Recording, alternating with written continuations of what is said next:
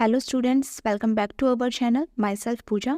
Students, आज की video में हम बात करने वाले हैं कि ब्लूम टैक्सोनॉमी किस तरह से डेवलप हुई और किस तरीके से आज जो रूप हम ब्लूम टैक्सोनॉमी का देखते हैं उसका ये रूप कहाँ से आया है। ब्लूम टैक्सोनॉमी के मेनली 3 डोमेन होते हैं। ब्लूम टैक्सोनॉमी उसके 3 पक्ष होते हैं और इनके आगे फर्दर स्टेप्स होते हैं: ज्ञानात्मक पक्ष, भावात्मक पक्ष और क्रियात्मक पक्ष। मैं आपको बता देना चाहूँगी कि जब ब्लूम टैक्सोनॉमी ओरिजिनल में डेवलप हुई थी, ओरिजिनल ब्लूम टैक्सोनॉमी 1956 में जो डेवलप हुई थी, उसके अंदर ब्लूम ने केवल और केवल ज्ञानात्मक पक्ष की बात की थी। यहाँ ब्लूम ने भावात्मक और क्रियात्मक पक्ष की बात नहीं की थी। 1956 में उसने ये माना कि केवल एक ज्ञानात्मक पक्ष के थ्रू ही लर्नर चीज़ों को सीखता है। ब्लूम ने ज्ञानात्मक पक्ष के तहत 6 स्टेप्स भी बताए हैं। ब्लूम के ज्ञानात्मक पक्ष के अनुसार 6 स्टेप्स हैं। सबसे पहले आता है knowledge, comprehension, application, analysis, synthesis और इवैल्यूएशन। ज्ञान, बोध, प्रयोग, विश्लेषण, संश्लेषण और मूल्यांकन। तो ब्लूम ने ज्ञानात्मक पक्ष के ये 6 स्टेप्स बताए थे। ये सारे पॉइंट ब्लूम ने ज्ञानात्मक पक्ष के बताए। लेकिन अब बात करें भावात्मक और क्रियात्मक पक्ष कब आया, तो चलिए बात कर लेते हैं भावात्मक पक्ष की कि ये कब डेवलप हुआ। भावात्मक पक्ष जो कि 1964 में क्रैथवोल ने इसे डेवलप किया।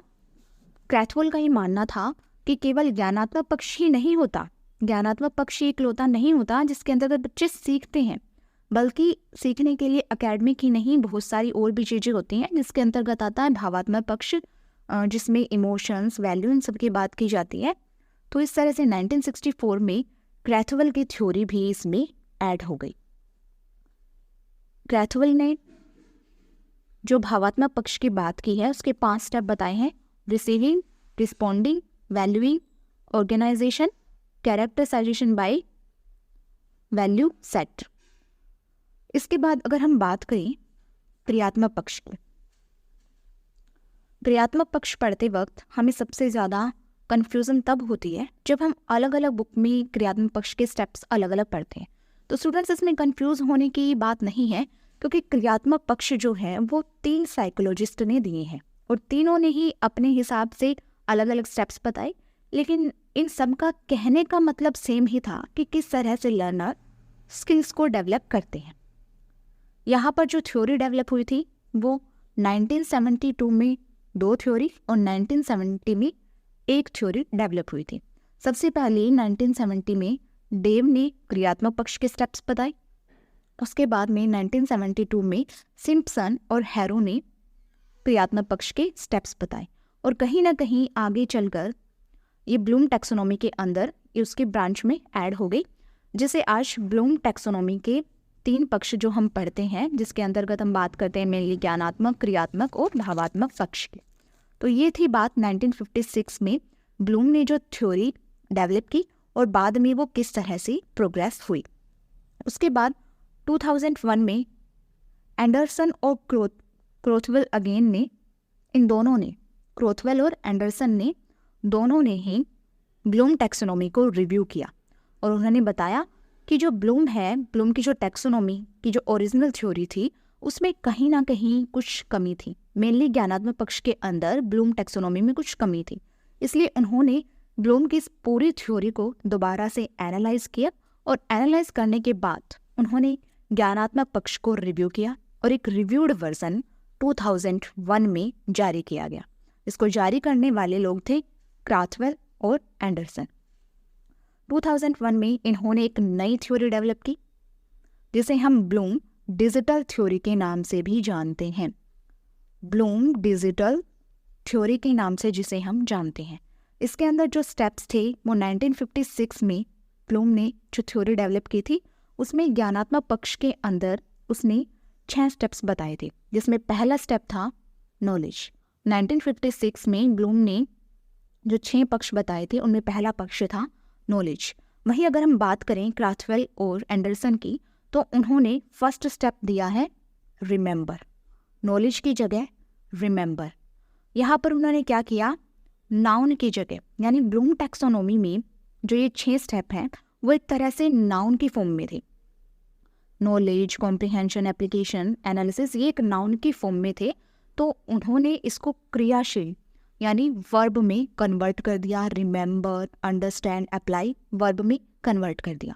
तो ब्लूम ने जहाँ बात की थी नॉलेज की, ब्लूम ने बात की नॉलेज की, वहीं इन्होंने बात की रिमेंबर की।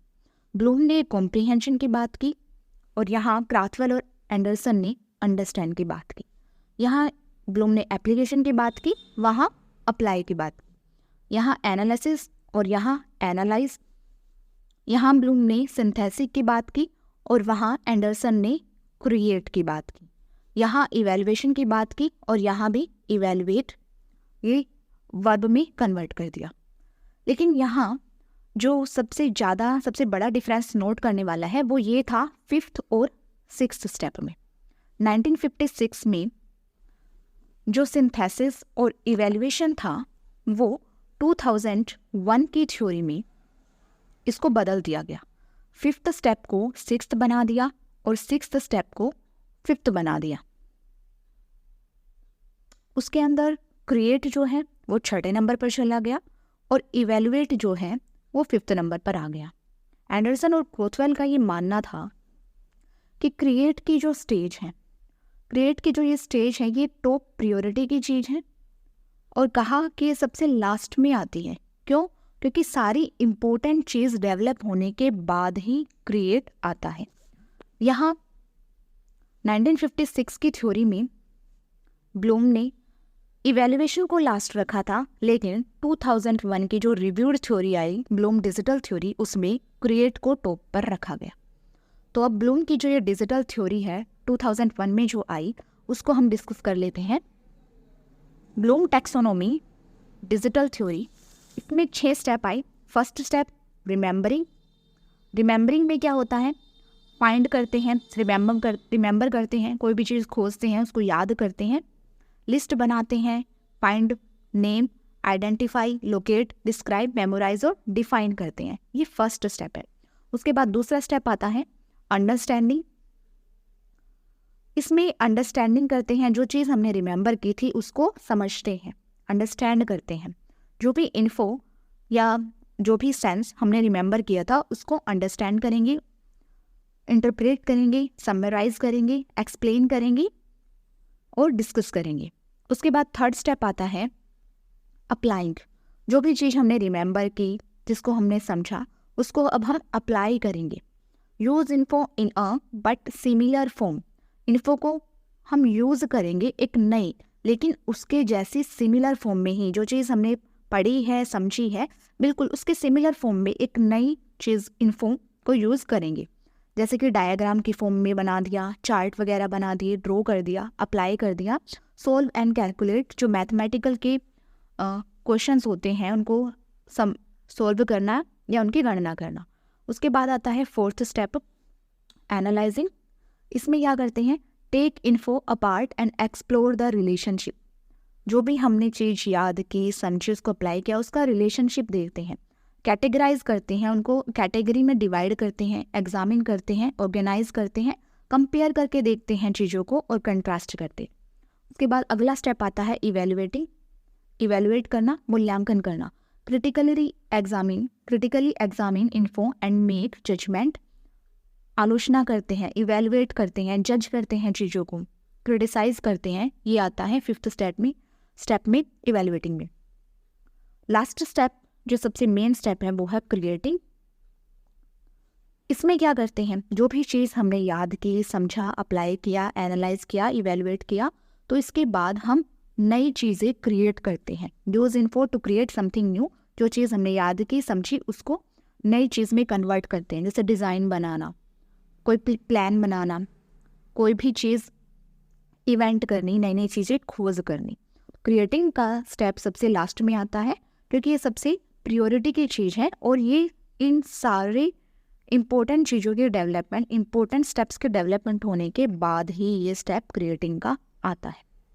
आज की क्लास में हमने ब्लूम टैक्सोनॉमी के बारे में डिस्कस किया।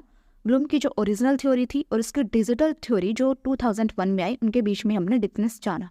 आज की वीडियो में इतना ही। मिलते हैं नेक्स्ट वीडियो में एक नए टॉपिक के साथ। मेक श्योर आप इस चैनल को सब्सक्राइब कर लें और ज़्यादा से ज़्यादा इस वीडियो को शेयर करें। Thank you.